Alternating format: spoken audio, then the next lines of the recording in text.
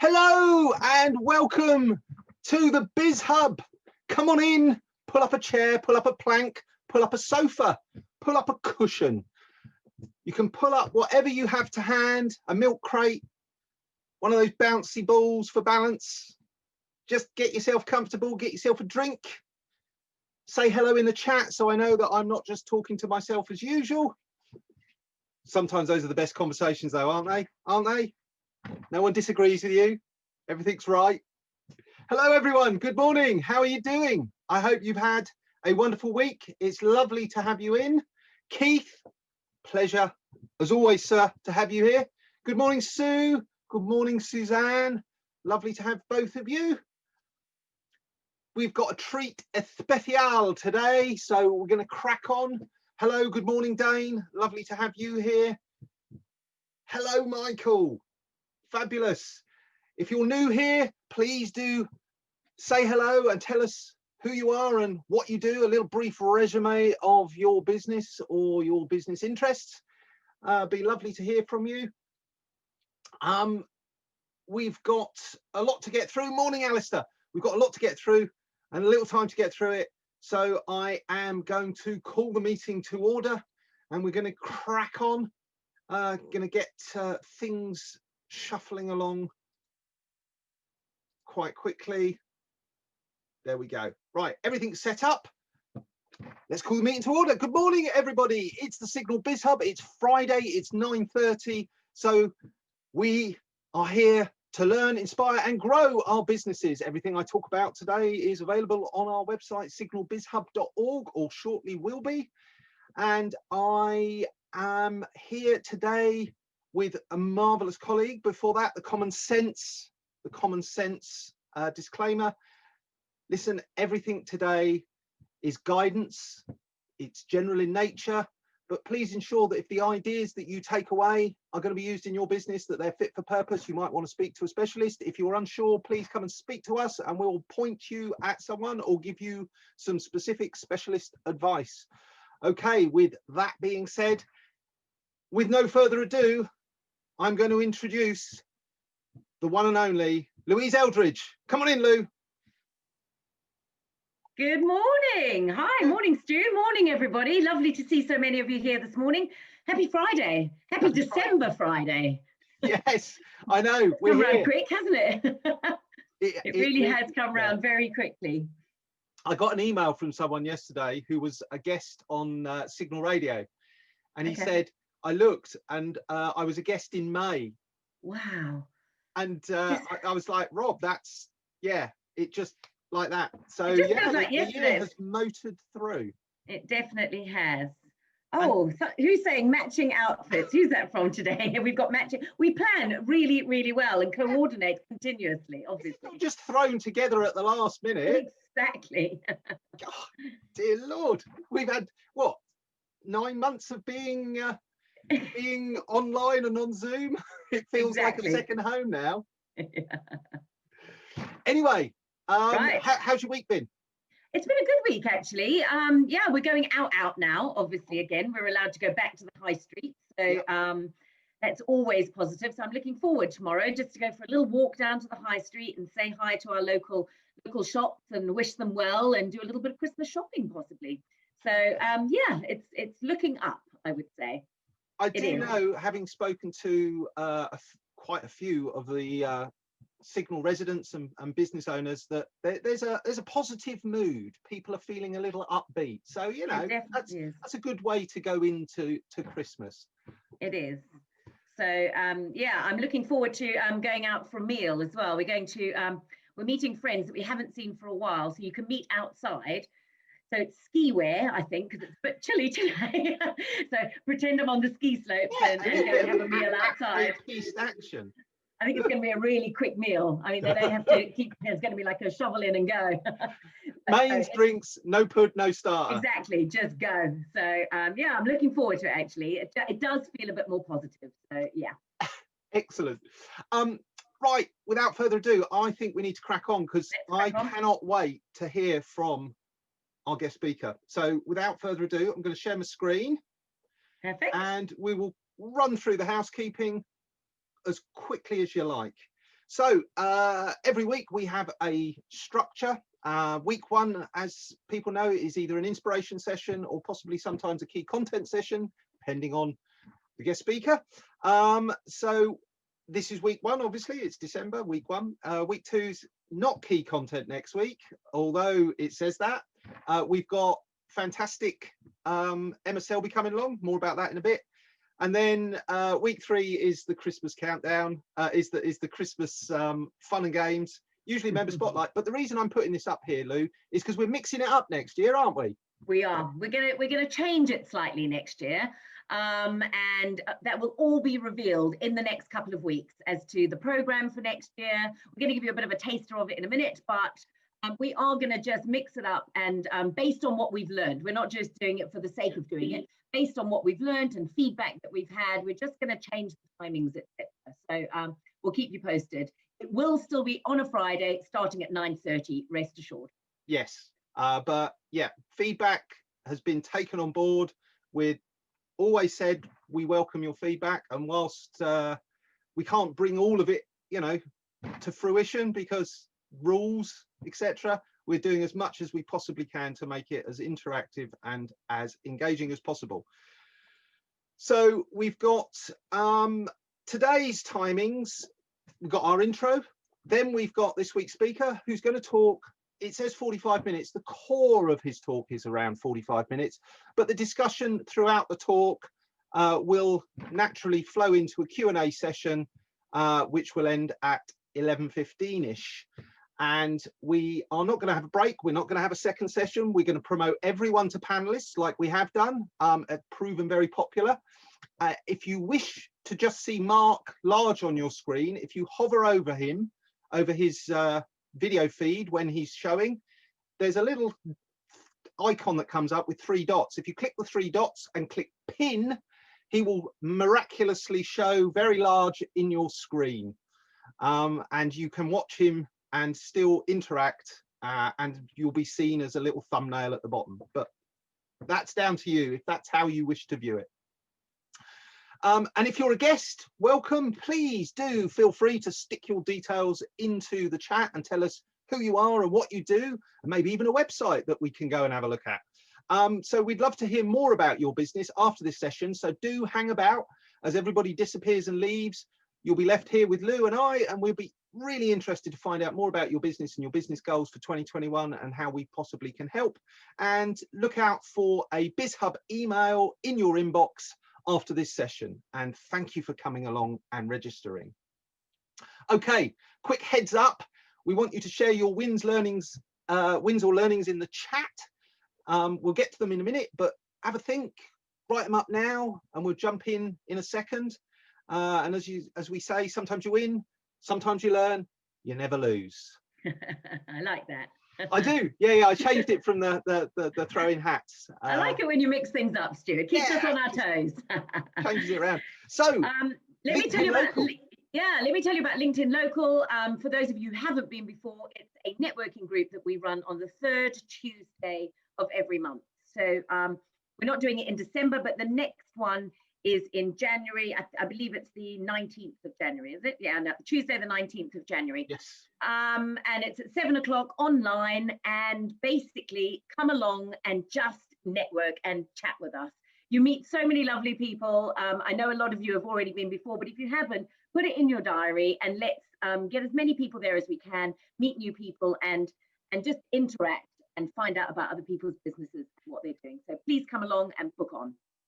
I've been to a few and they're always very lively. They're very friendly, very informal. You get to hang out with a few people. That's just the gin, Stu. That's just the gin. Lively. Sponsored by Hogmore Gin Distillery. Exactly. And Sarah is actually one of the hosts. Hi, morning, Sarah. She's saying, bring a friend to LinkedIn Local. Yeah, bring it, bring friends, bring people, tell people about it. That's the whole point of having something like that. So definitely come along. And you'll be reminded of it because we've done the planner. We've done the Signal Borden planner, the BizHUB planner, and LinkedIn Local is there, pride of place, 3rd Tuesday every month. So you can't have any excuse for forgetting. Ready for the notice boards. They will be being sent out soon. Put them on your notice boards. Absolutely. Yeah. So December, as you know, and as I've mentioned, we've got today's speaker, then we've got the highlights of 2020 with Emma. That's looking good. We're going to put together a few clips of our favorite bits as well, maybe some behind the scenes footage, a little bit of a laugh. Oh no, you're not using that one, Stu. No. And then we've got the fun games and Christmas shenanigans on the third week on the 18th. Which I'm particularly looking forward to. Try to do charades. People keep saying to me, "You're not going to do charades, really, are you?" Yeah. Oh, we are. Oh, we are. It's going to be mayhem. Bring a drink. Gosh. Enjoy. Bring a breakfast sherry. Exactly.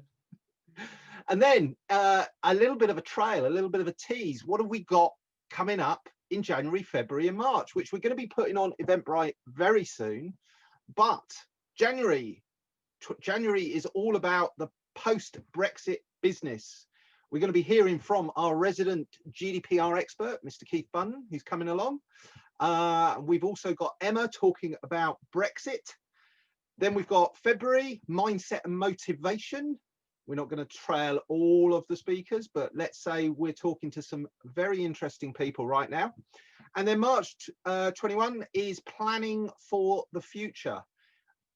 It's going to be tumultuous, it's going to be unknown, but the future is always going to be out there.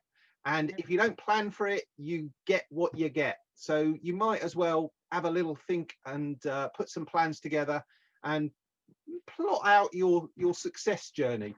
I've been doing quite a bit of that myself this year. I've had the time to do that.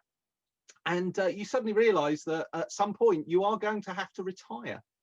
So you don't have to stop and you don't have to lie down and pull the grass over you, but you might want to do something other with your time than I just say it's always good to have a plan. I think you should always have a plan. Absolutely. So that's it. That's the tease. And we've worked hard on that, Louise, haven't we? Yeah, we have indeed. Little pats on our own back. That's a win for us to get all of this put to bed and finalised. Should we go on to the wins? What have we got next, Stu? We're going to talk about the wins. So, people, what were your wins? I've got one here. It's an international win, which is just truly exciting. Fantastic. So Keith has put on the chat. My podcast reached #1 in the business podcast charts in Serbia. Wow. I mean, how incredible is that? That's great.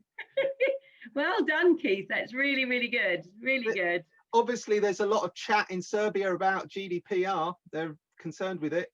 Exactly. And Sheila's got a lovely one. My lovely loyal customers who have ordered from me every month has increased. In 3 days, I've retailed over 50% of my monthly target.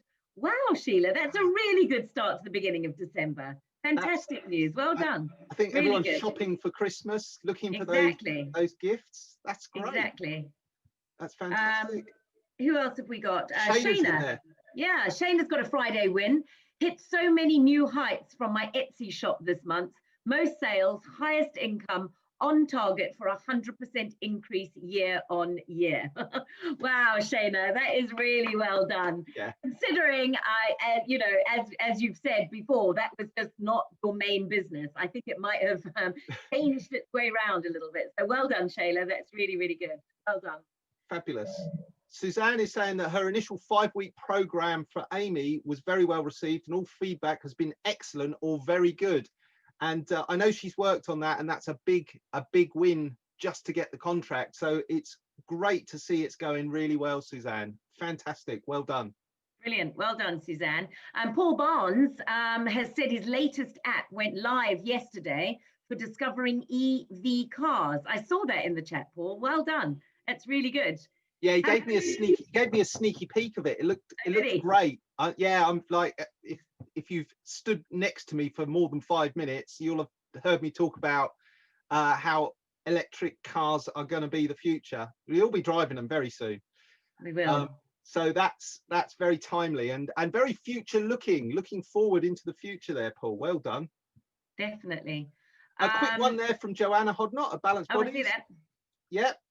She's been invited on a trial basis to support Alton Rugby Club, doing pitch side support and injury rehab, running up and down the touchline. Whoa, getting your hands on those. I'm sure you'll be entirely professional, Joanna, entirely. Well done, Joanna. That's really good. I know you did that reach out to them a while ago. So it's always good to hear when you've reached out to somebody a while ago. Just hang on in there, because people do come back. Sometimes it's just a bit slow, but just like hang in and have confidence in it. So well done for sticking with that. If you need any help, I'm sure Lou's got a spare sponge she can come and bring along. Oh, steady on, Stuart. Alistair Shanks. Morning, Alistair. I haven't seen you for a while. It's Elf Day today, and they've raised over £1,000 for the Alzheimer's Society already. Fantastic. Well done. Gosh. Excellent. That's really, really good. And he's got the link there. So I'm sure if anybody wants to, contribute to that, the link is in the chat. So well done. That's really good. Right. We're running short of time. I think we do one more because we've got Mr. Selby in the wings.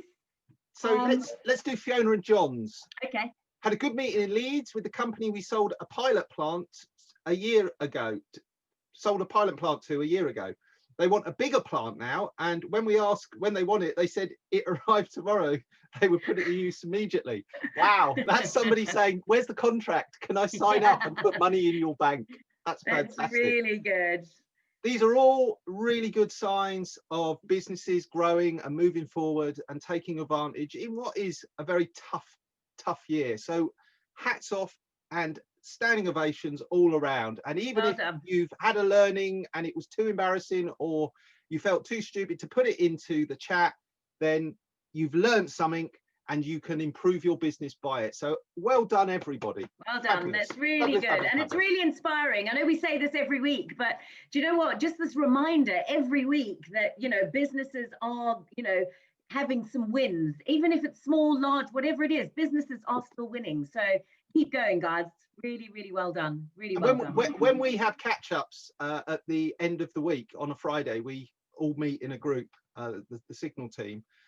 We talk about the wins because they're so inspiring. It's like, Shayna's gone up like this, and Keith's doing that, and it's just like, it's really inspiring for us to see it. So please do feel free to share with us, even if you think, well, it's only a minor win, it's still moving forward, and that's the point. Right, enough of the wins. They're all brilliant, you're all brilliant, we're all brilliant, and we think that our guest speaker is brilliant. So Lou, without further ado, please. Talking of brilliant, here we go. For our final inspirational talk of 2020, we have a speaker who never fails to make you think. This short introduction, honestly, cannot possibly cover all the highlights of his amazing career. But he's worked with some of the biggest names in business, Xerox and Nokia, as well as working in the sports and entertainment industry like Tiger Woods, Swiss Radio, Frank Zappa. Currently, he's a director of Project Beyond Consortium, addressing transport and mobility issues. He's also a visiting professor at the University of Surrey. He's the co-founder of the 5G Innovation Centre. He's an enterprise M3 LEP growth champion. Plus, he's got a passing interest in plastic eating enzymes. Today, he's taken a couple of hours out of his very, very busy schedule to look back at 2020 and cast his experienced eye on the horizon and ask what's next for business, society at large, and the people in our communities across the world. Hopefully, his insights will help us navigate our way through what promises to be a challenging year next year. Please don't forget to ask any questions. He's very open to questions. And I would ask you now to give a warm BizHUB welcome to Professor Mark Selby. Hey. Goodness me. Goodness me, what a build-up. Lovely to see you, Mark. Thank you so much for joining us today. It's lovely to be here with everyone. And I thought that in keeping with the review of what's been happening this year and looking forward to next year, I had to do this talk from the Four Seasons Total Landscaping Courtyard. If it was good enough for the Trump campaign, it's certainly good enough for all of us. So, good morning, everybody. Good morning. Before we get started, Mark, I'm going to promote everyone to panelists. It's rather a manual operation where I have to make everyone individually a panelist. There's not all panelists. So please do wait a moment whilst I go through and promote everyone to panelists, and then they can see you and talk to you. So you will be getting a invite, ladies and gentlemen. Please do accept it. Hello. Good morning. If you are new, that's great. If you haven't put your makeup on and you need to put some lipstick on, you can always switch the video off. There we go. Oh, it's nice to see everybody. Morning.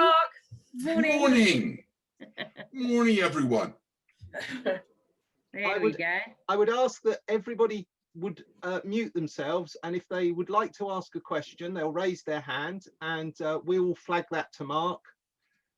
And that way we keep the background noise to a minimum. But remember, just a quick reminder, if you want to make Mark bigger on your screen, you can just go to, if you go to Mark's screen and just, there's 3 dots, you can just pin, and Mark will become bigger and everybody else will be smaller, if that's what you want to do, whichever way you want to do it. That's great. Stuart, are we okay to proceed? Everybody is accepted. The room is populated. I cede the floor to you, good sir.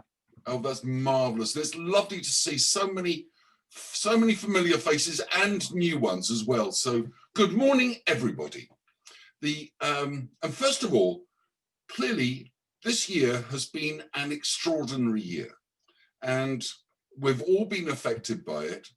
And I know that many of us have been affected with, you know, the health of loved ones and the rest. So I really feel for everybody in this. It would be all too easy to dwell on that. There are some extraordinary things that have emerged during this year that we can anticipate next year. And I want to touch on just a few of them. And to tell you the truth, whenever I get asked to give a talk, I tend to like going for a kind of macroeconomic picture of what's happening. Okay, so let's start off with just a couple of things. Earlier this week, The Economist magazine gave its 10 predictions for next year. And they're interesting. So let's just run through them. Number 1, uncertainty over the vaccine. Is it going to work? Who's going to have access to it? Which one is best? So we go into the year with this level of uncertainty, but the excitement of what it could be bringing. The next thing is, number 2, is the unpredictability of the economic recovery. I gave a talk in June to a whole group of people in Washington, and I was one of 3 speakers, and I explained that the outcome, the impact of COVID-19 was likely to be longer than people expected. And it was interesting because on the talk, an economist from one of the universities in the Washington area, DC area, then explained that everything would be back to normal by September. It was a heated discussion, but it remained nevertheless diplomatic. Just let me give you an idea of what I mean by that. And this was the example I gave. If any of you have been to Finland, you will know, if you observe closely, that if you stand at a bus stop in Finland, it's as if you have terrible body odor. What I mean by that is not the smell, but the fact that everyone stands at least 1.5 meters from each other. Now, this means that when you get to a bus stop, I have seen bus stops where the queue at the bus stop almost reaches to the next bus stop. And if anyone's interested, I can give you photographs, because this became a bizarre hobby of mine, taking photographs of Helsinki bus stops. So they're amazing, and these are normal. This is pre-COVID. And when we started with social distancing, this bus stop example came back to mind. And so I actually went off and did some research, and I spoke with some academics in Finland. And we managed to get hold of data of the mortality rates in Finland during the Spanish flu. So over 100 years ago. What was interesting is that at the time, we were looking at, was there going to be a second spike? And we knew that was likely to happen. What's fascinating is that in Finland, it had 3 significant spikes in the with the Spanish flu. And it was also at a time when there was a civil war, where there was major unrest. And we realized that the mortality rates, not only were there 3 peaks, but the mortality rates in Finland were quite unlike any others in Europe, both in scale and duration. And it now looks pretty certain that the impact of the Spanish flu in Finland has had an impact on behavior of over 100 years. So when we talk of going back to normality, we have no idea what normal is going to be next year. And the chances are that the impacts of what we're seeing at the moment will last much longer than we anticipated. For those who are struggling in this time, that's not good news. And we've got to find ways to actually develop resilience. But let me come back to the economist list, okay? So if we're looking at the unpredictability of the economic recovery, clearly we've no idea how long this will last and which markets are actually going to come back. Third point, a fascinating geopolitical question: who's going to run the world? So a new world order is expected. In some respects, we still talk of globalization and regionalization. If you actually go back, globalization started moving to regionalization straight after the 2008 crash. So it's not as if this is a brand new thing. The fourth question the economist raises: how will the US-China tensions develop? They could go many ways. Clearly, with the new administration, with Biden, he would appear to be taking one path of building stronger relationships with allies, but we don't know how it's going to go. One thing that does come out, though, is that the fifth point is that companies are now on the front line. So clearly Huawei, TikTok got involved in the US-China discussions, but we're now seeing more companies expected to play a role, whether that comes to the environment, climate change, whether it comes back to social justice, the whole of the Black Lives Matter as one example. Companies are now perceived as playing a bigger role rather than everything being left to politicians.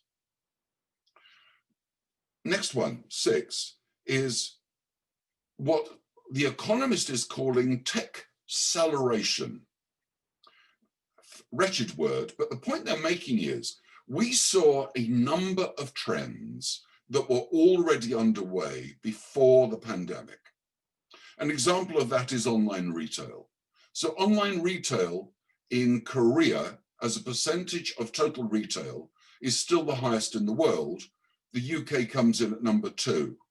And if you look at what's happened over the last year, we are now at a position that 30% of all retail is online. That's one example, but other examples are working from home, what this means, why it's actually taken off. Also online learning. The universities have been struggling big time. Open University and all the fantastic work it's done in the past was seen as an oddball, and now everyone is trying to replicate and improve upon the achievements of Open University. And these are trends that have absolutely been accelerated. the outcomes of these are also quite fascinating. One of them is, if we take online retail, we're actually seeing that, of course, home deliveries have exploded. Home deliveries exploding mean that we have far more vans on the roads delivering goods. Although we talk about access to data, no one's got a clue how many of these vans are driving around empty. Nevertheless, when we're looking at carbon emissions, we're actually seeing that this is having a major contribution to carbon emissions, congestion, and the like. It's a worrying trend. And I try to put posts up on, well, I do put posts up on LinkedIn that I think relevant. And when we're seeing in that delivery section, the gig economy, which many have been praising for a long time, it's actually having tragic consequences. In Korea recently, a number of delivery riders and drivers have actually died because of the amount of work they're doing. Now remember, a driver of one of those vans has to make 130 pickups, drop-offs a day. Ideally, they go up to over 230.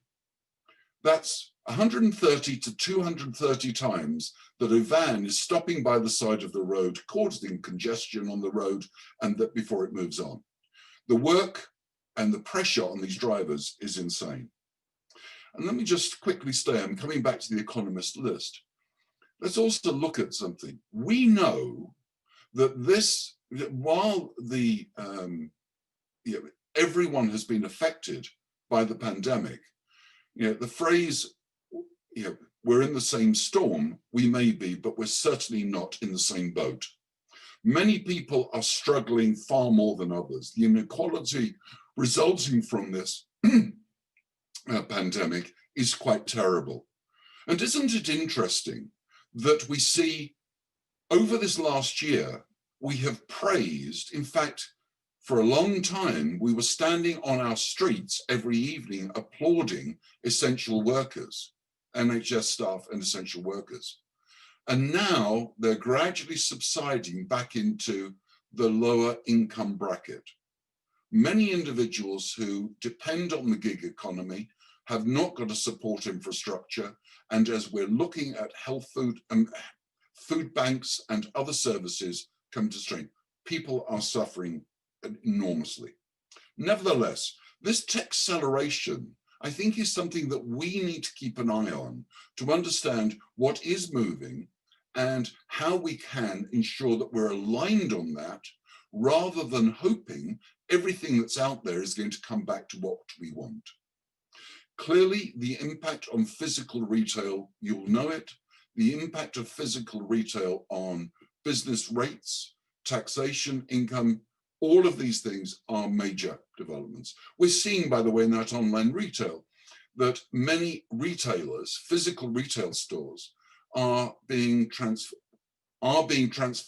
or will be transformed to dark stores. They will actually be small collection depot points rather than the stores that have been in the past. I've given you 6 of the Economist's one. The 7th one is a bit depressing for a few of us, and that is, we can expect less long distance travel. Not only, and this comes on many levels. Number one, the airlines are not going to have aircraft. The aircraft industry has been absolutely hit for 6 by the pandemic. That means that the cost, where we enjoyed low-cost flights to distant shores, they are going to have disappeared for a while. So they're going to be more expensive, there'll be less of them. And of course, those same airlines are struggling because they are having to face more intense regulation with regard to emissions and other things. So we're expecting that to decline. On the upside, Airbnb were planning their IPO before the pandemic, and it was expected that that IPO would not happen because everyone was unable to travel. In reality, Airbnb have handled it extremely well, And at the moment, I was amazed to discover, let me get the exact number here, 80% of Airbnb bookings are now for locations within 200 kilometers of the booker's home.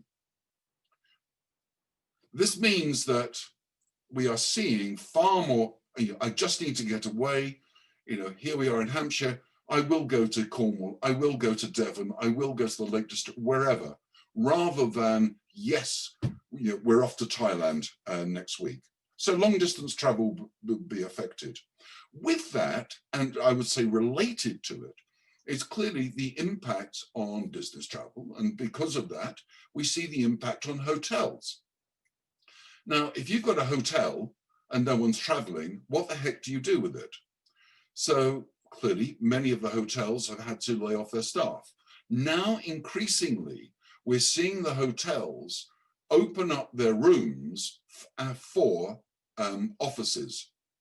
So you are able to book a hotel room for the day from 6 in the morning till I think it's 6 in the evening for one rate. And you've actually got a place to go to and work in isolation, or you can stay over one night as well. And for many of those working from home with young families who have been through the stress, the strains, all of the rest through this year, actually taking one day or one day and night to go off to these is very appealing. So the hotels are trying to show resilience so that they can adapt to changing needs. I would say that one of the things that's great for yourselves is that also the growth of local workplaces. So I've been talking to a number of corporations that are either in the process of selling or reducing their capacity of their offices in London. And they are doing mapping of employees by different groups and then selecting locations where they can actually have meeting points for them to physically meet, because clearly we all recognize that we have missed social contact, interaction with others. I'm coming back to that one. Next point, number 8, is will there be the green recovery? And an interesting point here is that what we see from people like Ipsos Mori and other research companies is that attitudes can change quickly, behaviors take much longer. So undoubtedly during this year, we have seen behavioral change. One example is that working from home. Many people that used to commute on trains, leaving dormitory towns, look at the rush in Farnham when you see the station in the morning and the station in the evening.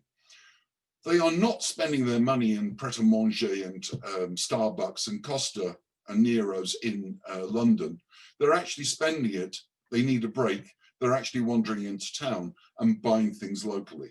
So we're seeing these movements of people. Also, those people, in terms of a green recovery, are saying, I do not want to commute into London every day. I want to work from home for so many days.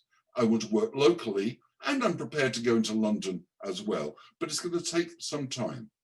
Now, on this green recovery, as we've enjoyed the reduction in noise pollution, air pollution, light pollution, resulting from less traffic, we've heard birdsong that during this year we've been blessed, thank goodness, with a great summer. We're seeing an attitudinal change to want to do things and enjoy a better environment. The question is, are the behavior patterns actually going to follow? We can't take them for granted. Another one, and this one is a horrible one, but next year is going to be a year of déjà vu. I'm sorry to say it. And what I mean by that is not that we're going to have another pandemic, although we might, but rather next year we've got the 2020 Olympics taking place, COP26, which was meant to happen this year, will happen next year. We also have all of those weddings, social functions, conferences, other events that were meant to happen this year but haven't, that are likely to be happening in next year. That could mean extraordinary spikes in demand for support for those events, because people are going to want memorable events. The next one is this year and next year are going to be a wake-up call for foreseeable threats. Can we anticipate another, anticipating black swans? Those of you familiar with the concept of the black swan, if you're not, very quickly, everyone knew that swans were white until suddenly people turned up, Cook and others went to Australia, and blow me down, they found black ones. And this came as a shock to the system. It wasn't perfect. Nicholas Taylor wrote his book on black swans, and I'm not talking ballerinas here. I'm talking about major shifts, unforeseen shifts. And while some people were predicting this pandemic, actually we're seeing a lot of people that were shocked. It has broken systems and we're trying to rebuild. Next year, there will undoubtedly be a focus on what resilience we can put into our lives, our business, for going forward. So for next year, and this is where I also have to keep an eye on the time, for next year, what can we do as individuals? Well, let me start firstly with yourselves, all of us as individuals. Okay? We have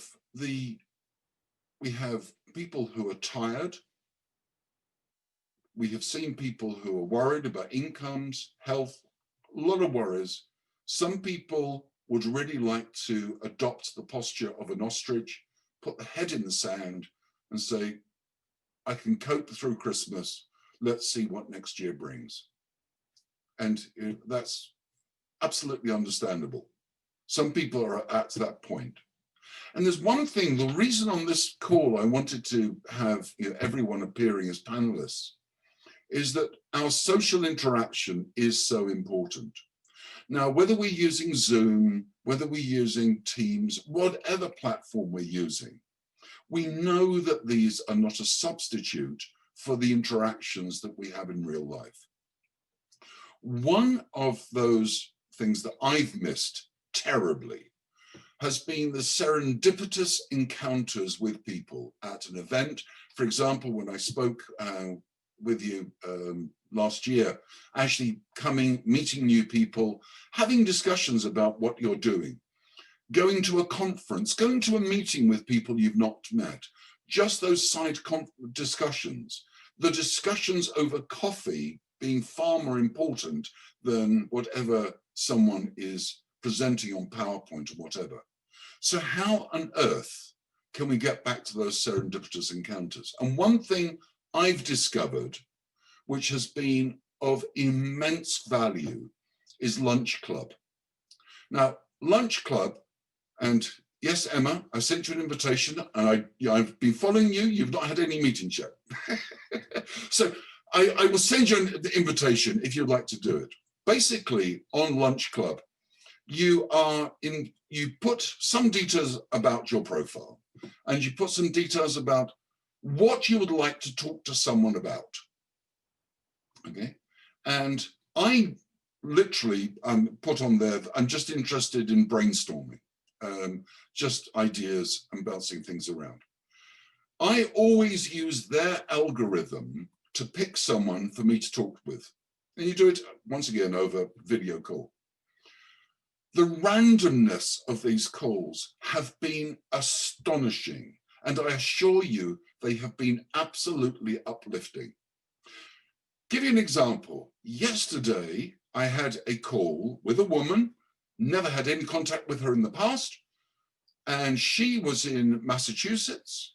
She is a former pig farmer. She worked for Whole Foods for 19 years on food, waste, and sustainability. And we just had the most extraordinary conversation. Here was a very intelligent woman. I learned things from her. We ended up talking about the barter economy and how in this small town of 6,000 she lives in, the midwife that delivers babies for many in their homes, people can't afford her, so they use barter trade. So someone recently had a baby, she delivered their baby, he is currently repairing her roof. And it's extraordinary just seeing these things that are going on. I've had discussions with people in Singapore, California. I found myself talking to the strategy advisor of Google's autonomous vehicles. And the conversations, I'm not trying to sell anything, they're not trying to. This is purely a coffee chat. So I will happily put a link up for all of you to try it. It really is just, I do 1 or 2 calls a week and they just keep me sane. It's brilliant. So there we've got sanity, okay? Another thing that I think is so important, during the pandemic, I was conscious of the fact that I have, because of age, background, whatever, I happen to have an enormous list of contacts. I think I've got, I don't know, about 5,000, no, I think I've got 4,000 people on my phone. Okay, and this is donkey's years of meeting people at those conferences and everywhere else, on LinkedIn, etc. And I suddenly realized that there are people that I talk to regularly, and there are many people that I haven't been in contact with for quite a while. So when we went into the first lockdown, I started doing something where I went through my contact list and I found individuals that I'd not spoken to, ideally for about 3 years. And they were people that I knew, that I was interested in, rather than just a name and number that had been sent to me. And I painstakingly tried to call each of 1 to 2 people a day during the pandemic, during the first lockdown. I cannot tell you what an extraordinary discovery it was. 1, the number of people who were amazed to hear from me, many of them thought, I was 6 feet under years ago, right? But there are 1, it was doing this. The other thing was, once again, not selling, not buying, just saying, I just hope you're well and just wanted to check you're okay. Some of the conversations lasted 20 minutes. One of them lasted 2 hours, okay?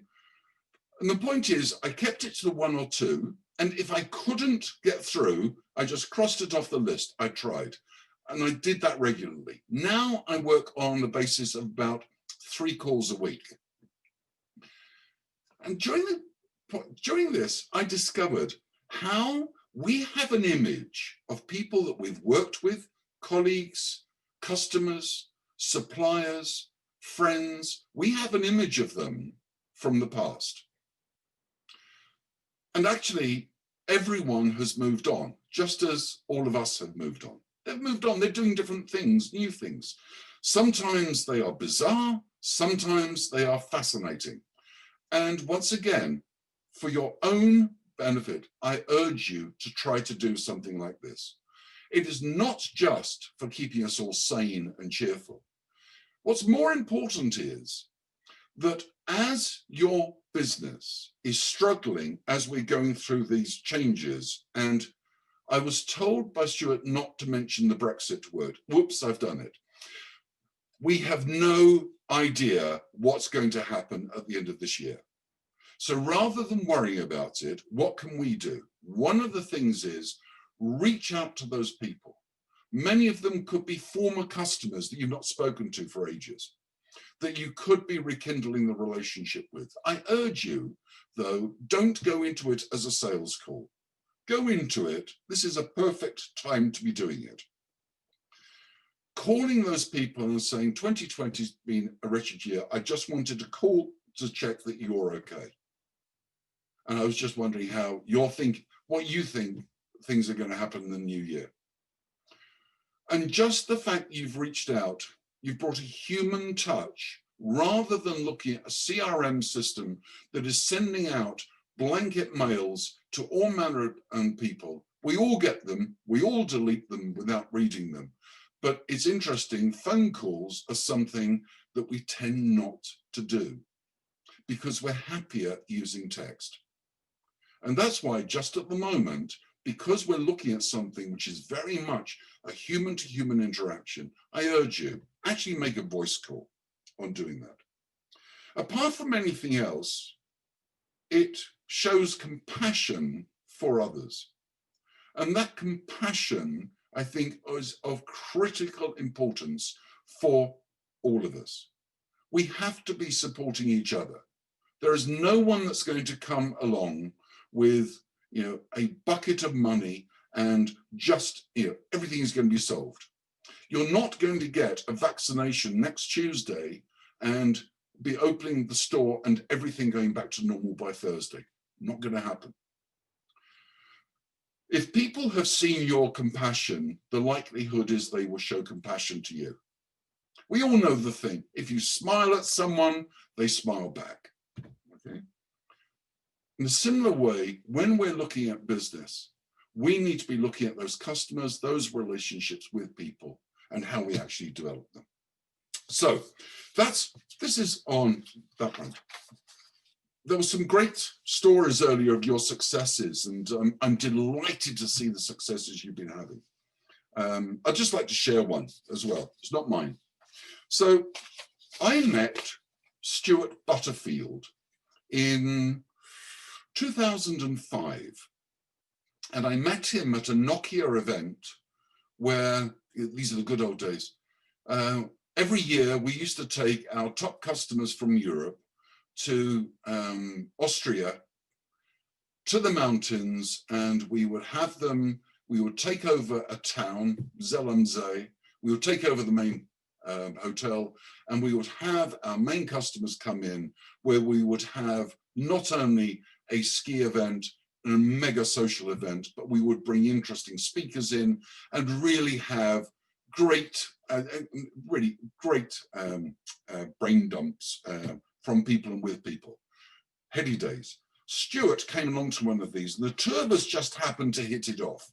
I think it was because the two of us that year were both slightly more interested in the bar than we were the slopes, because the weather was quite bad, okay?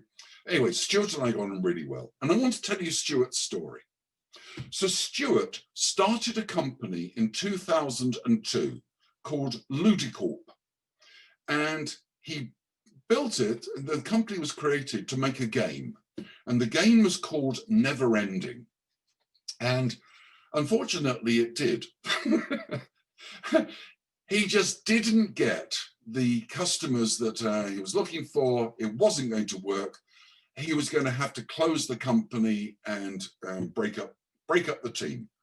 And he really is a wonderful individual, because he's a very socially conscious person, and I'd say great guy. So what he did at the end of 2003, beginning 2004, he and the guys got together and they just did an analysis of all of their data, not just who was using the game, but how they were using the game.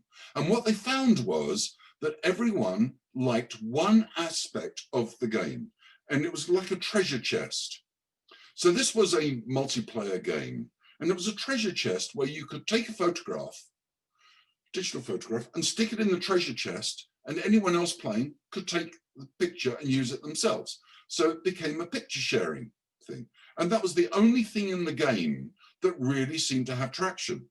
So he closed the game and he started a new company in February 2004.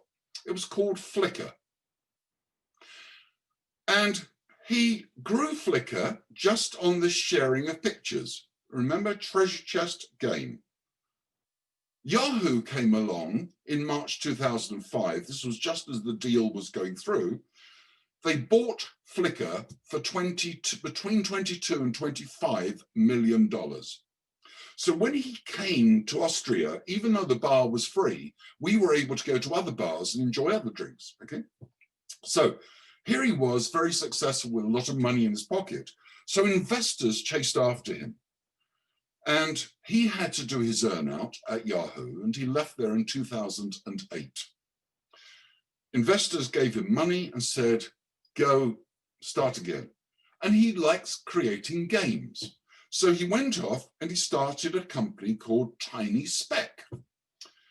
He started in 2009, and the game was called Glitch. His choice of names for games is really significant. And that launched in September 2011. Okay, guess what? Glitch failed. And it had to close in December 2012. With that, the investors, he offered the investors their money back because he'd got spare cash. And a couple of them said, no, we trust you. Keep the money, just go off and do something. So he then went back and did what he'd done the first time. And he went and looked at what actually had worked and what wasn't. This time he didn't have a treasure chest, but what he realized was that he'd actually got a disparate group of developers who were doing work all over the place. He's based in Canada. He was based in Canada. And so off he went. Now, I have to tell you that just in this period, in 2008, just before he started Spec, Stuart and I met up again, this time as one does, for a breakfast in Sydney, Australia. And he was, not knowing what the hell he was going to do. He had all this money, but he wasn't very happy. So he went back 2 years later, failed game again with Glitch, and he realized that they got a communications platform.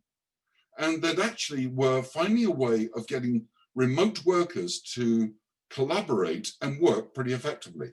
So he started a new company, and in August 2013, he launched Slack.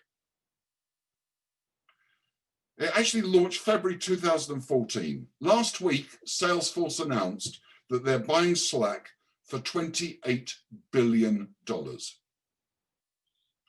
Now, just on this as a story, Stuart is the most lovable guy, and quite frankly, if Stuart walked into Signal one day and sat down, you would see him as a totally regular guy, nice guy with an interest in things, okay? So there was none of the kind of Elon Musk or any of this kind of alpha male, I will go and kill everyone, all the rest of it. Here was someone who actually went back and reviewed in his business what worked and what didn't, by looking carefully at the data and really analyzing it, not guessing, analyzing it. And I would urge you, if you are struggling at the moment, to one, look at that customer base you've had in the past, look at what really is working, anticipate what trends we can confidently expect that will be coming, and actually prepare to align yourself with them. One thing that I want to finish on, which I think is so relevant, was mentioned earlier, the LinkedIn Local that you're doing. When we're looking at work from home, when we're looking at different patterns, we are confident that we are going to see more localism develop. Now, on the one hand, that's great, okay? That's great. But actually, be careful, because just because localism does not simply mean proximity. Yeah. Will the good burgers and customers of Farnham actually be coming to Whitehall and Baldon to do their business? That's not what I'm saying. What it means is that at the moment, a window of opportunity has opened where people are interested in dealing with local businesses. But they want local values, they want a purpose that they can align themselves with, they want choice. They've got choice, because if you're delivering and you're local, you have a wonderful opportunity right now to start building local business. But you must never let any sense of arrogance come to the fore that you have an advantage over others because you're local. You will need, in the coming months, to demonstrate why it is that they should be working with you. So your emphasis on customer care, your focus on the quality of service that you're bringing is of paramount importance. Remember that I can be ordering goods from China via Amazon or some other platform, And the individual that I have no contact with an Amazon human being, okay? The people I see come from DPD, DHL, or other parcel delivery companies. They are actually local individuals.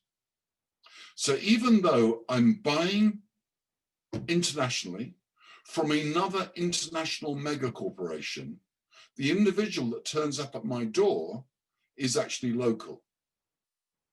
So you don't have an automatic advantage. The difference is that unless it's someone like DPD or the Royal Mail who use the same people within a community, most of them will be complete strangers. So showing that compassion, that relationship, there are some really positive things that can happen. All of us need to be focusing on that resilience. Go and have those serendipitous encounters with others. And I was told if I didn't finish at 10:30, I would be in big trouble. So there I will finish. Thank you very much, Mark. That's amazing. Some great insights there. Yes, rounds of applause all round. Everybody, everyone clapping. Yes, yeah, excellent. Loved to hear your take on that and your thoughts around that. And I absolutely concur with the whole idea of localism. The word that I would add to that is relevant localism. Yep. So that you remain current, and you covered that off. So absolutely. What I'd like to do now, though, is to throw open the floor to questions, comments, thoughts, insights, disagreements. Emma, I'm going to come to you as somebody who is intently focused on community building. Yes. Do you have any comments, any insights, any questions for Mark? Well, hello, Mark. I was scribbling, of course I was scribbling. I was taking lots of notes for my speech next week. And my articles I might write in the paper and various things. Now, it's very interesting. I remember reading The Economist top 10 things to look out for in 2020 this time last year. And then reading it again in March and thinking, yeah, none of that happened. So you never know what's coming around the corner, do you? But I really agree with you about picking up the telephone, and that I think we've looked at it in our own marketing at Signal, but I think we're all spending so much time online and looking at screens that if you can reach people outside of that, it just feels so human now to actually hear a real voice and not be looking at somebody in 2D. And I think we've all struggled with that sort of with the Zoom, where we're in the room together, but we're not. So the body doesn't really know what to do because you're sort of with somebody, but at the same time, you can't really reach out and touch them. And I think that's been quite stressful in its own way. I much prefer a voice call. And I think it's just much more authentic and sort of truthful to speak to people one-on-one whenever you can. So I think that's something we will definitely take forwards into next year.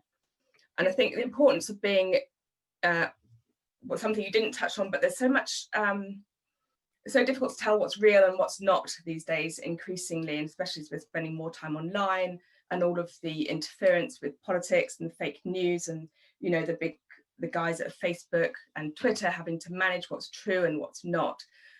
So I think one of the trends going forwards into 2021 will be if you can have a true voice, you know, people will know you to be authentic, always speak the truth, always say what you believe to be real, don't falter on that. Then I think that will be a real, will have a lot of value in 2021 as well. Can I just jump in with one thing there? You know, obviously at Signal, Emma and I work really closely together, and somehow this week we managed to organise on Wednesday to have a face-to-face meeting. And we realised we hadn't actually seen each other face-to-face for probably about 4, maybe 5 weeks because of various things that have, we just hadn't, and we got so much more from the meeting together, didn't we? We were, I mean, obviously socially distanced, but even though it was outside and cold. It was a bit cold, but but it was you get so much more from that personal interaction of on a Zoom. We obviously speak 3, 4, 5 times a day on Zoom, but the face to face, you just can't beat it. You really can't. No, I think we didn't realise that. So something we just didn't know in 2019 how important that actual presence of people is. Definitely. I can't wait to get it all going again in 2021. I do hope that we can move back to a situation where we're having in the room events and we can see you all, you know, and have that cup of coffee that you mentioned and have those serendipitous encounters. But in the meantime, I apologise that I haven't taken up on your lunch club invitation yet. I have been a little bit busy. I know it's an excuse, but there's been quite a lot going on. No, absolutely. So anyway, there's an invitation there for all of you because it's invitation only. So if any of you want to, just click on that link. Absolutely. And I really recommend it. Just try one and don't put in your entire life story. Just try out with a couple of things that you like and take it from there. Is there anybody else with any questions for Mark? It's a fabulous opportunity. I'd love people to take full advantage of it. I've got one. Yeah. So really talking about the 10 things that the Economist was talking about, they all seem to come across as not very positive things. What would you say are the sort of top positive things that you see, trends that you see coming for next year? That's a really good question. And I agree with you. I think the Economist is very much looking at the unknown. I'm so conscious of this change in attitude changing quickly, behaviors longer. From an environment perspective and sustainability, I'm very encouraged by that. I think not only are we seeing this as a generational issue, but more and more people have had this opportunity to see what life could be like in terms of air quality, etc. And the one thing that intrigues me is whether people are actually going to wake up to the fact that governments can react very, very quickly, as they have done with this pandemic, and yet have allowed the climate issue to just roll on and on when they could be doing something about it. So on the one hand, I must say, for me, that is one positive development. A second one is that I think that the regions are going to take on, there's going to be far more life coming to regions. So if one looks at London and not only the demographics, but one looks at the movement of people, we see that these millions of people going into London every day and returning each day, they have realized they don't need to be doing it. And communities that, and I take Farnham perhaps unfairly, but it always strikes me that if I'm anywhere near the station in the morning or the evening, I cannot believe how many people are not in Farnham during the day. I see students coming in, but very few others. And these dormitory towns where we are just satellites of London that are also expected to have massive warehouses built to serve the online retail needs of London. And I'm being very unfair here, but I think that there is an opportunity for a rebirth of the regions. And I really am encouraged by that. Whether regional authorities, whether that's LEPs, county councils, district councils, whatever, are able to actually do that or are allowed to nurture, develop that localism is another question. I know that, for example, Hampshire County Council is, the spending that it's been doing during the pandemic has been enormous. And we have to understand that we as taxpayers are paying for empty bus seats and train seats to be rolling around the country, understandably for essential workers. I hope, so on the one hand, I think there will be some positives coming from this.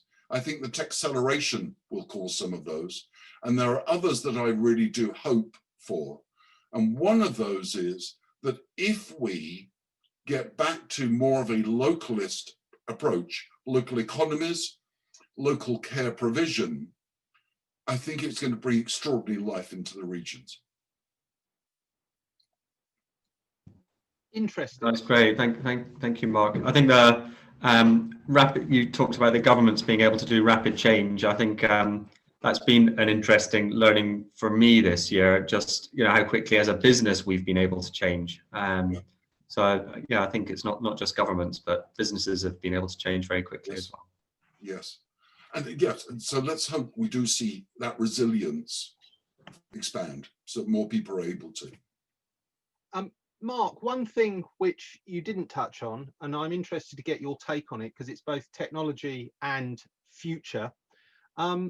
With such a bull run on Bitcoin at the moment, pushing near a 20K ceiling, Visa adopting Bitcoin rewards and PayPal edging ever closer, as is Amazon and eBay. What is your take on crypto and how that may affect us in 2021? That is another hour. I am, firstly, can I just touch on Bitcoin? If you're interested in Bitcoin, I've got some lovely tulip bulbs to sell you. On crypto, quite frankly, we're in a situation at the moment where the stock markets bear no relationship whatsoever to the actual economy. Okay, you look at the valuations, they are totally out of kilter.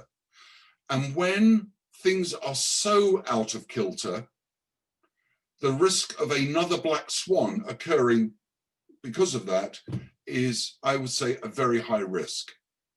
With regard to crypto, let me deal with it from a slightly different aspect. And we're talking about GDPR and we're talking about privacy. One of the disturbing findings of Ipsos Mori research this year has been the fact that people are less concerned about privacy than they were before the pandemic.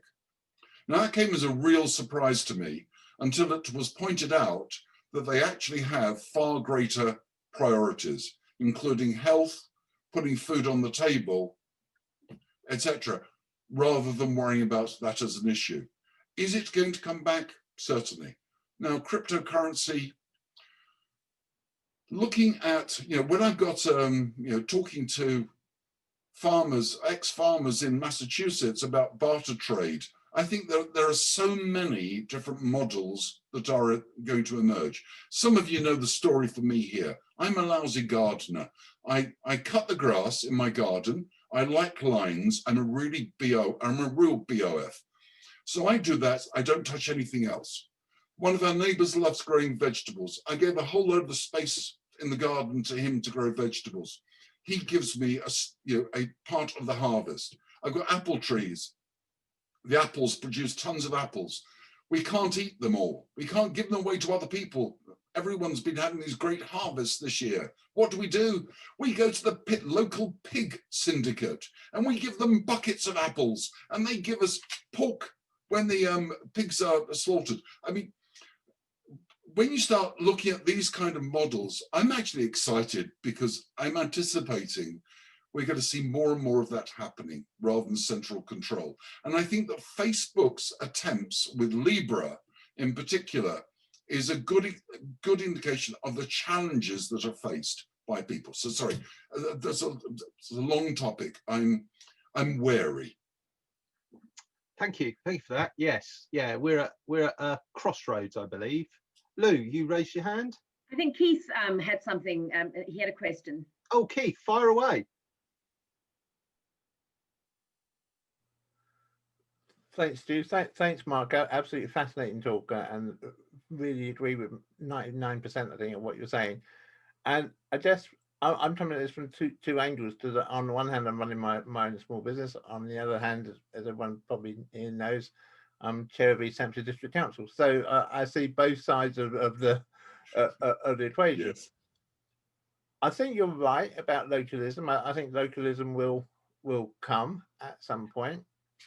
Having said that, I think that people in district councils in Hampshire particularly are very wary of the fact that a couple of years ago, we all spent a lot of time and effort and money on the potential of becoming a unitary authority in Hampshire, and it came to nothing. And, you know, it fell apart literally because of what to do about the Isle of Wight. And the Isle of Wight is a major financial drain on any authority, and therefore you're not going to find the councils of Hampshire, as it would have meant, having to increase their council tax quite dramatically to subsidise the Isle of Wight. And so, you know, there's these real issues of where that localism comes. And the other issue, of course, is the government being insistent on that even though you're a rural area, you must have a Lord Mayor. And I think the idea of a Lord Mayor of Hampshire is just perverse, to be honest, but I mean, it's there. So will localism come? Yes, I think it will. Is it going to come yet? I'm really not sure. And again, I think in part that's because of the way that we're all changing. And I mean, just to take another example there, where you mentioned about home working, you know, if we'd been sitting here this time last year, as indeed many of us were, and someone had said to me, by the time we get to next Christmas, 95% of East Hampshire District Council staff are going to be working from home, I'd have said, what planet are you from? Yeah, I just would not believe it was possible, and yet that is now where we are. So yes, we are in a very different world, and I think we all do miss the real communication, as Emma said, and Lou. You know, there is still something about now, especially I think when you do have an in-person meeting, you actually feel incredibly privileged to have an in-person meeting because it feels so long since yes. You had one. So I guess the real question is. I think we can all be positive about about next year. I think it's got to be better than this year. But as I said in a similar meeting yesterday, let's all be honest, that's a pretty low bar that it's got to beat. But what are your? I suppose if you look on all the positives, that's great. But what about the fact that lots of people, and particularly in retail, unfortunately, are going to find themselves out of work? That's just a fact of life. You know, this week I think we've seen something like 25,000 jobs potentially go. Where do you see those people going to, and how do we retrain them to make best use of them? That really is an important question. There are, and thank you for that, Keith. I think the impact on retail, well, let me give you an example. Okay, so let me share something that I actually have spent most of this week looking at a hypothesis for Whitehall and Borden. Okay, now the reason I've selected it is just familiarity with the development and what's going on there. But one of the things that we're looking at is, why don't we have service hubs that exist locally, whereby instead of the residents having trucks driving in and delivering everything to every house and causing their own jams, if I took as a hypothesis taking Longmoor as a site, it would be possible to build a site at Longmoor designed for the refueling of hydrogen vehicles as well as charging, that would enable major trucks to actually use the A3 to come in and recharge, to drop off goods in a small depot, which would then be delivered by electric vehicles, bicycles, cargo bikes, whatever, to residents in Whitehall and Borden, who in turn have access to transportation systems that give them a comprehensive public transport network that enables them to get wherever they are. Those are the things that from a localism perspective, I think we should be aspiring to, rather than some of the other things that we're having to deal with. And I think that that creates potentially a lot of roles, a lot of jobs within society. So if I look at retail, clearly the decline of physical retail, I thought was well summarized in the Sunday Times when looking at Philip Green in Arcadia, and was describing Philip Green as an analog retail executive in a digital world. You know, it has failed to handle things. So what can we take from the past? Well, if I look at the social care costs of local councils, okay, within Hampshire and the districts, the social care costs, we have vulnerable individuals, we have immobile individuals, and we have individuals that have been seriously impacted by lockdown and pandemic. Isn't it interesting that, you know, when I was a lad, you know, there were 3 people in society that were actually part of the community care group. They were the postie, the paper boy or girl, and the milkman. And they would come round and they would actually be delivering to a house, and they would actually know whether someone in that house, there seemed to be a problem. What did they do? The paper boy was always told to tell the newsagent, who might call the local Bobby. The milkman and the postman would generally speak to a neighbour, and the neighbours would then go and check.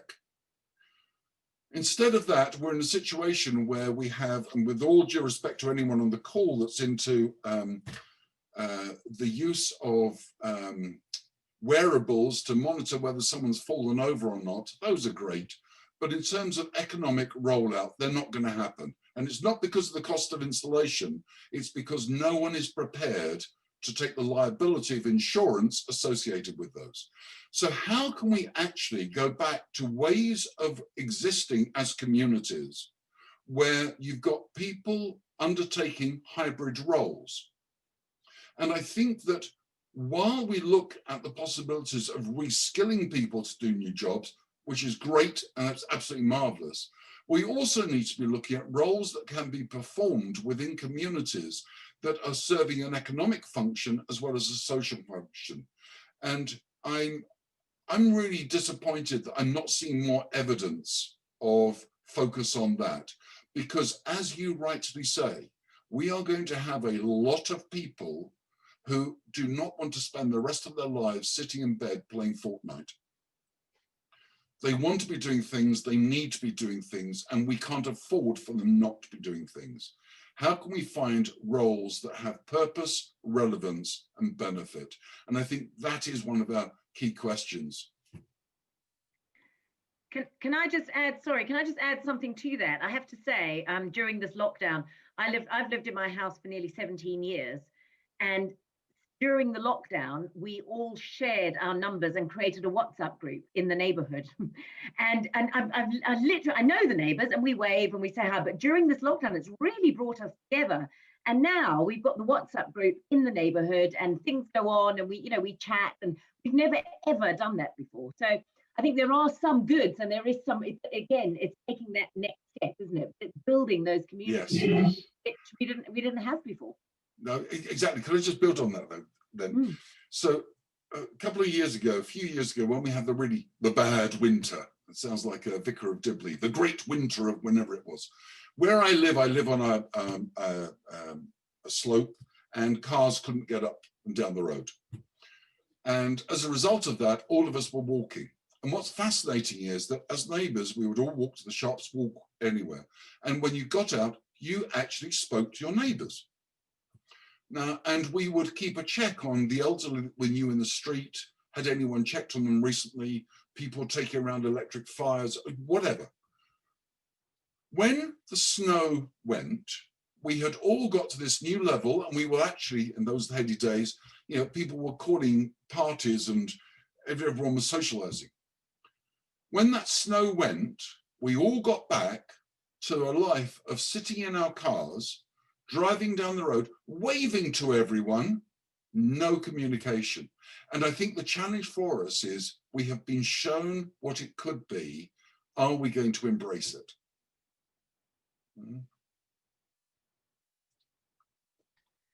I think Shana had her hand up. I wanted to ask you a question about sort of portfolio careers, because as everyone here knows, that's what I've got.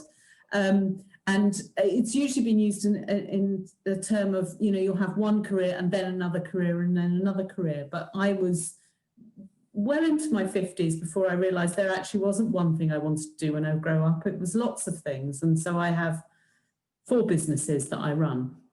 And I'm really looking at that as a model for my children, encouraging them to think about ways in which they can diversify so that they're not actually dependent on one income or one source. So that was one thing I wanted to ask you about. And the other thing that I've noticed in Petersfield, we've had 4 shops open over the last 6 months, 3 of which are little independent shops. I think that's incredibly brave. Oh, sorry, 4 little independents. And I think that's incredibly brave. Got one that opened literally a day, 2 days before lockdown, and another that's just opened this week. And I wonder also whether that's what will happen, is that the big brands will go. And I've noticed on Facebook, people really committing to shopping locally for Christmas. So in that sort of sense, how much the population will drive localism rather than necessarily politically. Yeah. Thanks, that's a really good question. So let me start off with the portfolio. And I actually want to come back to something Stuart said at the very beginning about a talk coming up shortly on retirement. Okay, so there's a really big question: when do you retire? And people talk: is it 65, 67? Do I go early? Do I do whatever? And then I realized this was complete nonsense when someone pointed out to me that you retire when you stop having an employer or someone telling you what to do, right? So I actually realized that I had retired at the age of 40. And it's very true. I've worked in large organizations, but I had got to the stage of enjoying independence and doing things that I knew I was unmanageable. And as long as I was demonstrating that things were being done the correct way, thankfully, we all got along famously. So in terms of retirement, you can retire, very early. In terms of the portfolio, I totally support it. There used to be years ago the concept of job for life, and in Japan, you used to have these executives that had joined a company on leaving university, and as they got older, they were put into these rooms and they were just kept employed. They had no work to do, but the commitment was jobs for life. And it was tragic to see these people decline. Doing a portfolio is absolutely spot on. How many things that you can actually do is another question. So for example, one could say, well, I'm working with 4 clients in the same space. Actually, they're just clients and I'm doing one thing. I'm an accountant for 4 different companies or whatever. On the other hand, you can be doing things which are quite different. Personally, I have found that 3 and a bit seems to be the right number.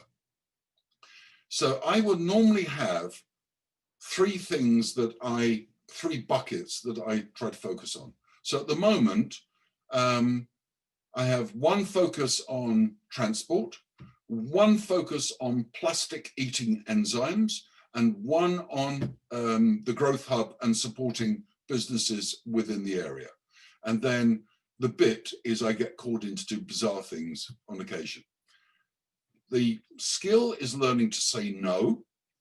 It's very easy to just go for everything and you end up doing nothing at all. The reason I think it's important that people do this is that it gives you an opportunity to give a different perspective on different businesses or industries or sectors. So for example, if I look in transport at the moment for myself, what infuriates me is the siloed approach to transport. And you have those groups that look at rail, those that look at bus, those that look at cars, those that look at roads, and never shall these groups meet. Okay, and yet they're all using exactly the same infrastructure. It's daft. So then you find as you move around that people just don't understand. I mentioned it, I think, in the past, but just very quickly. The reason why we've got 84 games studios in this area, in the Guildford Aldershot area, is because the birth of these was aerospace. because the guys that built the industry in the first place were actually doing flight simulators at Farnborough and elsewhere. And the industry grew because they were doing flight simulators, and they realized that they could actually put a stripped down version of the game on a cassette and make it go out. Most of the games industry have no interaction with the aerospace now at all, which is crazy. And by doing a portfolio, you see these links between different things. And I think that is really important. The other thing is, just on the independent, I'm delighted to hear that news about Petersfield.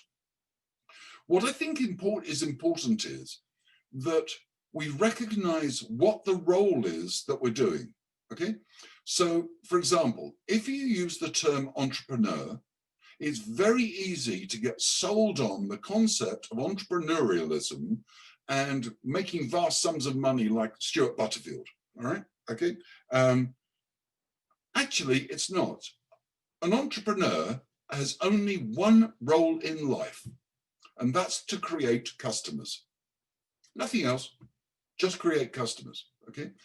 And with new independent retailers, I really hope that those retailers are not trying to imitate what they thought went on before, but to really, in other words, you know, looking at the great chains that are so, you know, bogged down by private equity debt financing, that they're all having to close, that they're not trying to pretend they are a mini Starbucks or whatever else.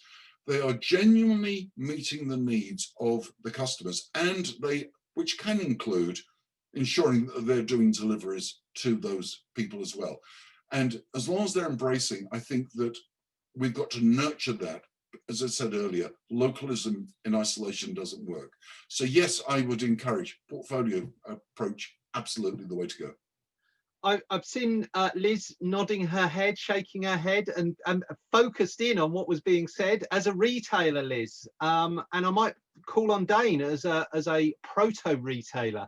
What are your thoughts about, you know, the high street retail, your businesses? Liz, if I can throw that to you. Well, yes, I co-partner in a small independent shop in Midhurst, and Midhurst has really thrown locally, has thrown a lot of local campaigns and support local. There's been banners, and in fact, the empty shops, just like Petersfield, have now been filled by other independent shops. We've had our shop for about 18 months. I co-partner with another independent business, so our overheads for us are less. For me, I couldn't have an independent shop on my own, so two of us partnered, and that works very well. We now have two other businesses in the shop as well, one as a sort of like a pop-up and one as a cabinet in the shop, so we actually generate revenue. So again, that reduces our overheads, but also it generates interest in keeping things current with our customers. Now, during lockdown, we went to the shop quite often and changed the window. We've got a double fronted shop, and that attracted a lot of interest because people had time to walk past the shop. So we actually generated quite a bit of business during lockdown just by changing the window. We don't do online, and that's a big criticism. We didn't want to do online. We may do a small online next year as part of our business model. But when we opened after lockdown the first time, we were very busy. People just wanted to support local. And all of us locally have been trying to support each other. And I think that's been a really big key learning thing, is get to know each other, support each other. We've got a fair in the town next weekend. That brings in a lot of people. I think it's really important, localization, but I think it's also meeting the needs of knowing who your locals are, but also locals are now supporting, seeing if people are staying as well. I think they thought maybe we would just be a pop-up wonder, but we're not. So we've stayed. It's been hard, but we've tried to keep things current. So yeah, we are retail. But can I ask you a question, Liz? Have you explored taking the shop to your customers? We've delivered things to customers because they've asked us, like a click and collect. No, the Is that reason what you mean? Or do a virtual? We have looked at doing virtual to customers, yes. No, so the reason I just ask is that I've been talking with some people recently who have been saying people are scared to come into a shop for health reasons, whatever. You'll take the shop to them. I think it's promoting the safety. So that side of things, we've had the door open, even though it's cold, for ventilation point of view. We've got big arrows, people can see. I think the other thing is we spend a lot of time cleaning. So, you know, we always have. So it's not any real difference, but yeah, and that's another thing. They feel safe in the shop, and we don't have masses of people in the shop. So we really do police it quite well in that respect. And we do offer appointments, so people can come in on their own separately if they would like to. So is that what you? Well, no, and that's all brilliant. No, the thing that interests me is that I've been talking to a few people recently who have taken their hair salons, for example, to customers. So they've actually got vehicles. They drive a van in which they've actually built a hair salon. So they park it at the person's house and they have their hair cut. More importantly, it's not so much for them, but particularly for people with young children, where it is a nightmare to bring 3 children to the hairdresser. Actually, if a van turns up, parks in your on your drive, and they're all dealt with, they feel far more comfortable. And it's interesting in Switzerland, where you had, you know, what is now the largest food retailer in Switzerland, Migros. It started its business by simply driving trucks around to remote villages to promote these. We're then seeing in France, and we're seeing in many other areas, some of you might have seen it in where you live, is that you've now got catering, so that you know that the van, the fish and chips van comes on the Friday, the Chinese comes on the Tuesday, the pizza one comes on the Thursday. In France, we're now starting to see buses being used, and there'll be some TV shows about them, where you've got Michelin-starred restaurants actually being driven into villages where the villages can't support them at all. And it's interesting, when we say local, it's very interesting in terms of us thinking that people now just congregate, but actually the opportunity for people to develop services that they can take to other localities around. I don't know if that would be relevant to you, Liz, but I just wondered if you'd come across this at all. We're seeing it with hairdressers. We're seeing it certainly with food. I mean, clearly, you have butchers, you have fishmongers that are clearly doing it.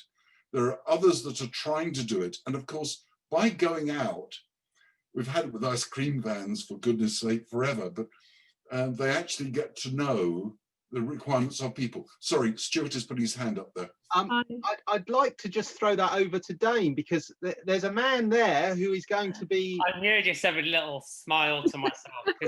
pulling his wares behind him. Maybe you'd like to explain, Dane, to Mark, how your business, your startup, just absolutely dovetails it perfectly to what Mark was saying. Yeah, so I'm currently building a trailer. It's an old horse box that's being converted into a coffee shop. I'm only using local coffee beans, so they're roasted in Hampshire.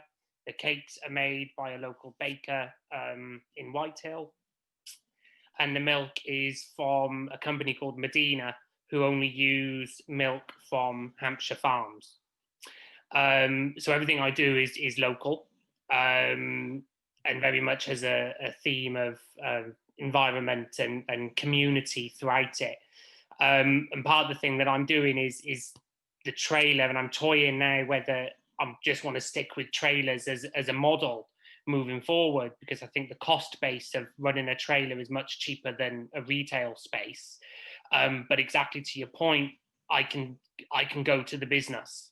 I can go to where the customers are. And my vision is evolving. It's still being built, so my vision is evolving, and I'm sort of pinning the idea now of it's a coffee shop much akin to Brewdog. So think Brewdog for coffee, where if I travel to different localities, what I'll do is I'll have that locality available, like ordering your local ale. I'll have the local coffee today. And it's a bit of a thing that I'm sort of playing with, that actually this is I think a model that hasn't been explored, but taps into stuff that I know works. As you said, there's a donut van that goes around Borden, and he's always got people outside. Yeah. Jane, I love what you're doing. I love it. The question, I mean, I love that idea, and we've sort of done collectives in other shops in other towns, and with a pop-up with a trailer. Do you need a permit? I mean, is that something the council? Is that something that you have to get when you go to a local area? Yeah, you need a street. You can't just. Yeah, you need a street vendor permit, about £235. But it does depend where you go. If you go onto private land, you don't need it. Ah, okay. So it's all that it's the networking and. Very interesting. Dane, that is absolutely. Dane, could you? I really would like to hear more about what you're doing. So if you get in contact, I really am fascinated by that. Have you looked at other vehicles? Yeah, I looked at sort of the bigger sort of Citroen HY vans as well, and sort of different variations of that sort of vehicle that people would probably recognise as a food truck. The reason I went for the trailer is that startup costs is a little bit lower, and one of the things I thought about is if the van breaks down, my business stops. Whereas if my car breaks down, I can just hire another car, hitch the trailer on, and my business can keep going. Yeah. Brilliant. We'll make sure that Dane and Mark tie up after this. We'll send a mutual email, and you can continue the conversation, definitely. Thank you. Sheila, I see you've been patiently waiting there with your hand up. You are muted, but please do talk to us. I've unmuted. I've unmuted. Talk to us. Yes, in fact, Liz touched on the word. My business is network marketing, and if you pick a company that this is a product-based one, because I'm not talking about the ones doing services. For those people who are in retail, it's just a wonderful transition to doing something where it's very low risk and you can carry on doing what you do. And in particular, you are actually going to be developing those relationships with people, and they just become a community that is a friendship.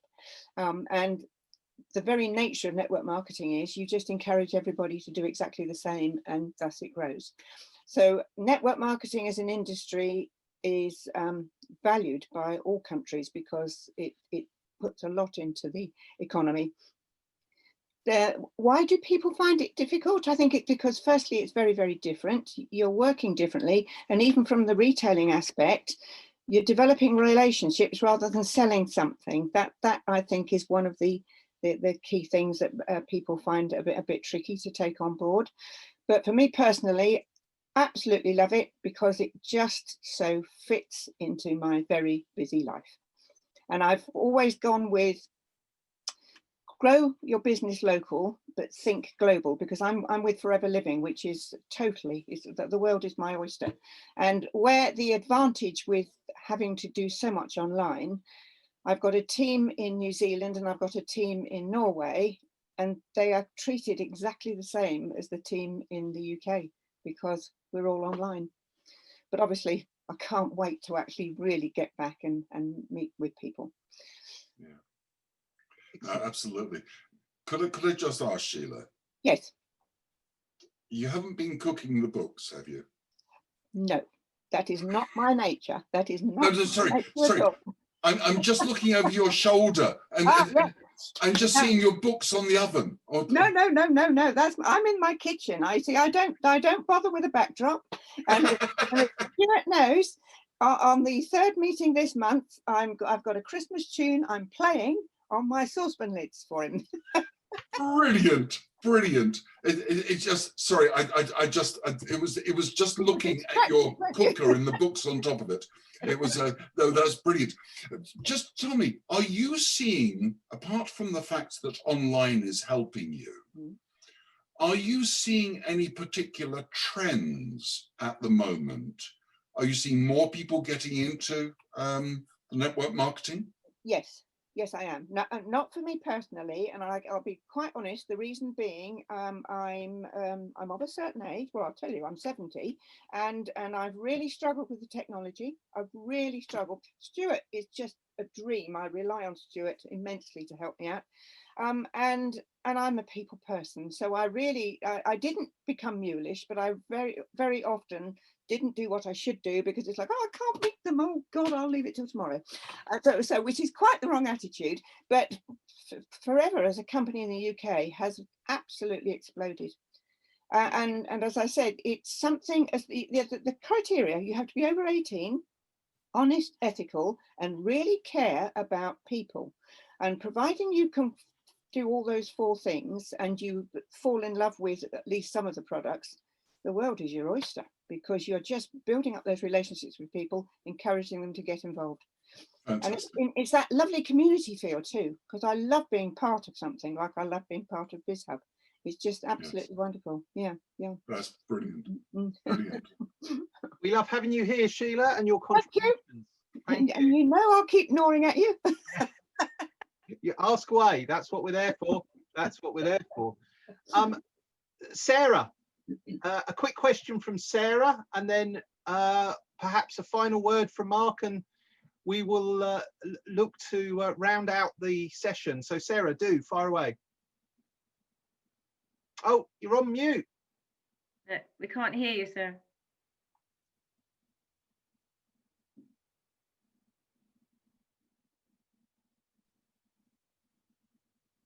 You turned your microphone off.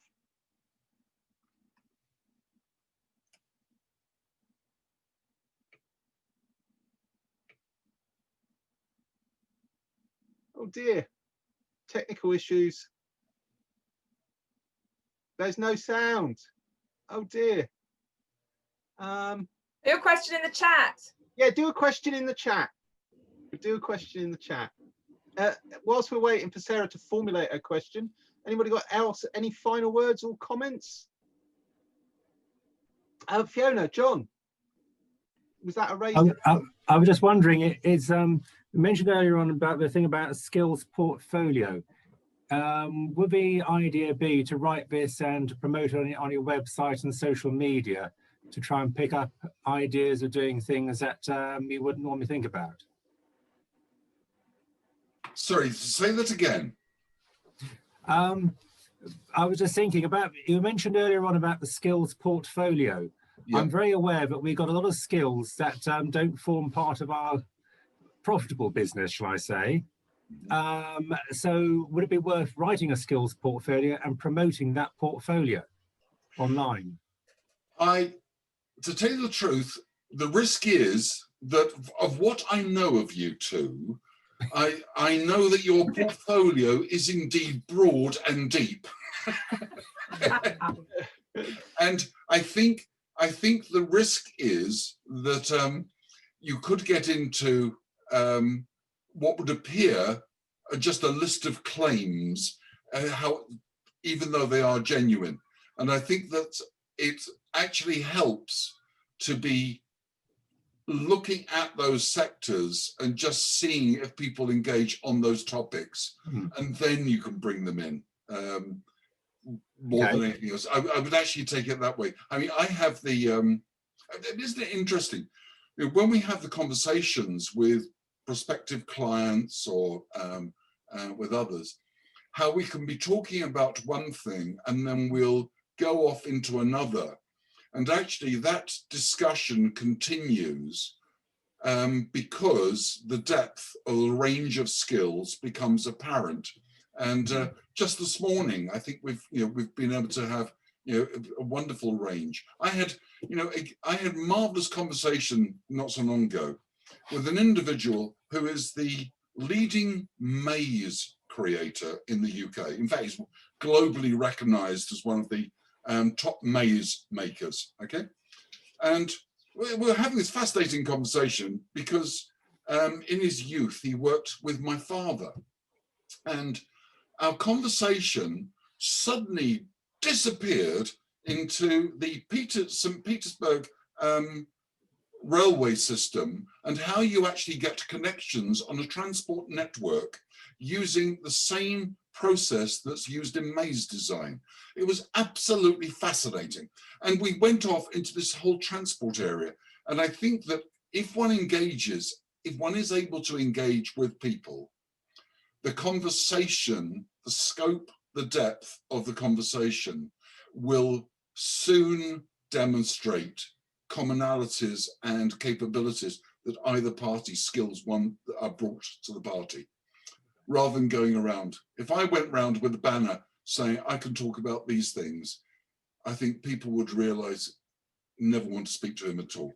He seems to know, thinks he knows everything, and I am the first to recognize I don't.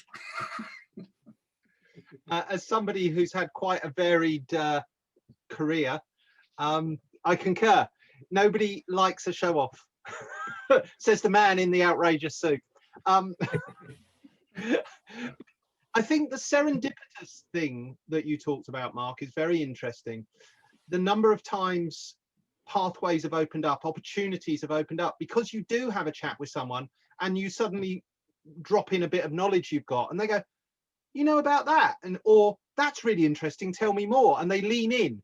And I think it's nice to have it as when we're networking and when we're communicating with other people, just keeping an open mind and actively listening for opportunities where you can go, that's really interesting. My experiences in and around that aren't quite that in depth, but I've done this.